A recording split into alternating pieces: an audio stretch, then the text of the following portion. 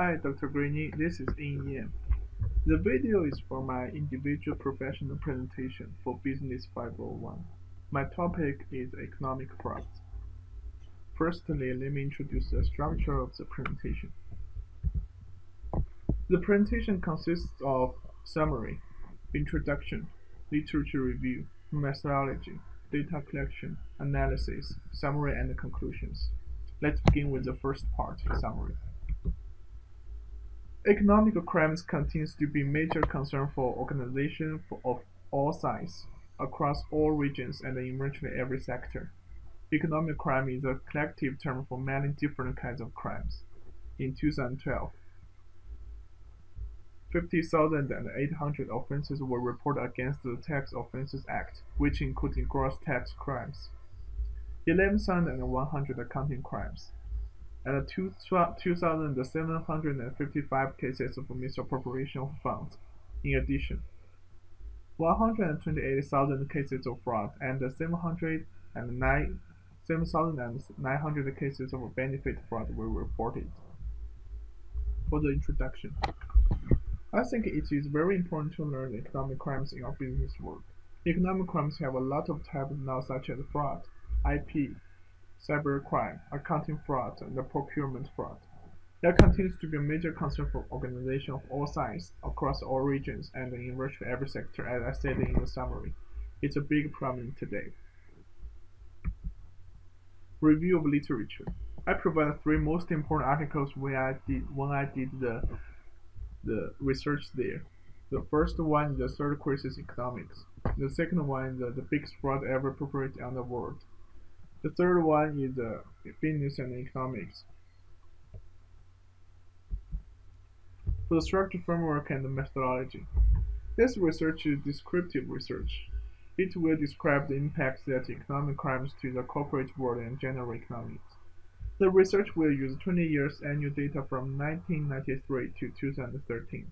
The data includes unemployment rate in the United States, GDP growth rate in the United States, and will use 10 years data for the amount of economic crisis in the United States. This research tries to find the internal relationship among the unemployment rate, GDP growth rate, and economic crimes, and analysis impacts and economic crimes brings to the economy. And the data is from the FBI. The first part, historical unemployment rate data. From 1993 to 2013, we can see the unemployment rate was unstable. The same situation with the GDP. We can see for the 2009, the annual rate is negative. The reason is the serious economic crisis. And for the economic crimes, we can see several types here: corporate, healthcare, mortgage, financial institution, insurance, and other aspects. And I create the trend line there for the corporate front, economic crimes, and for the analysis. For the analysis. According to the data and the trend line, we can find the corporate front and economic crimes keeps increasing. The amount of total economic crimes increased a lot from the 06 to 07, 07 to 08, and 2011 to 2012. Compare those years to unemployment rate. We can see the unemployment rate was decreased in those years. The situation means corporate need more employees than staffs. More employees than staffs not only means the corporates can develop a business and make more money. Although more employees and more staffs can help corporates do more business and other things, corporates have to pay the salaries and give welfare to the employees and staffs. Also, it will increase many expenses for corporates such as administration, salary, and other fees. In order to know the impacts for the corporate world, I also compare with the 42 companies' net income in those years. In other research I did before, I have 42 companies' data in three sectors in the United States. They are both in high leverage and low leverage in the industrials, healthcare, and energy. I cannot find a significant decrease in net income when the corporate front and total economic crimes increased. The net income also keeps increasing for most companies. So I would like to call the economic crimes is an external growth opportunity for the corporate world. Based on the literature review, we learned almost all CEOs in companies know and worry about the economic crimes in their companies, and we know the economic crimes is not a good thing for the company or for the corporate world. But the economic crimes help the corporates grow and develop sometimes. According to the data and trend line, we can find from the '06 to '07, economic crimes increased a lot and the GDP growth rate was decreased. But we cannot say economic crimes have bad impacts on general economic directly because we don't have the evidence here. And the growth rate in '06 to '07 was 5.62%. It's higher than the average growth rate in the United States. Also, when the economic crime increase, business people will hire more employees and staff to deal with the problems. Business people will do more things than before to protect themselves from the economic crimes. When they do that, they use money.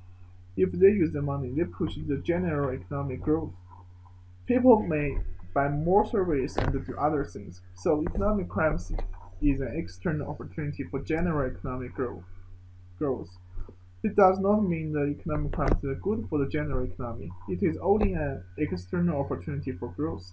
Generally, economic crimes have bad impacts on the general economy, and I list some aspects for the some significant impact on national economy by causing economic crime.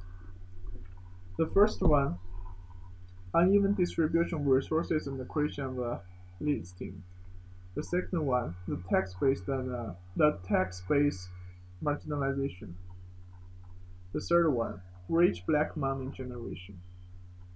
The fourth one, undermining development. The fifth one, become a breeding ground. For the summary, economic fraud refers to illegal acts committed by an individual or group of individuals to obtain a financial or professional advantages. Meanwhile, economic fraud is a kind of a macroeconomic phenomenon. It will influence the real GDP, interest rate, inflation rate, and unemployment rate. And those indexes will have a huge influence on the equity market. At the same time, macroeconomic phenomena has a positive relationship with the equity market. When we have a good macroeconomic phenomenon, we will have a good situation in equity market. We should really know the economic fraud and learn the skills from the cheaters. We should keep calm and learn clearly when we do the investment. If we do not do that, we may make a mistake and get the wrong decision. The wrong decision may lead to lose the money and make the general economy bad in our time. So it will bring bad influence for ourselves and our countries. Also, government and financial institutions should take steps to deal with the economic fraud to protect investors and also protect the macroeconomy. And for the company, for the financial institution, they should build the ethic course for the employer to protect them from the economic fraud. This is my references. Thank you.